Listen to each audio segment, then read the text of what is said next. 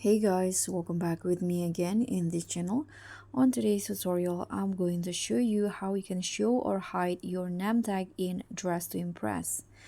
So if you guys want to blend in or stand out in Dress to Impress, in this tutorial I'll show you how you can hide or display your name tag so you can stay low key or make a bold entrance.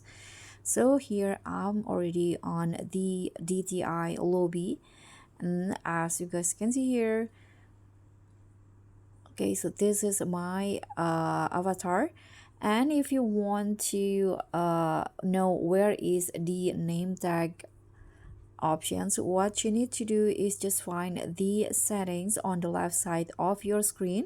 There will be this little gear icon, so this is the DTI setting, and you'll find the show name tag options. So the current settings on my DTI is shown, so my name tag will be shown to others, and you can choose to hide or show to your friends only.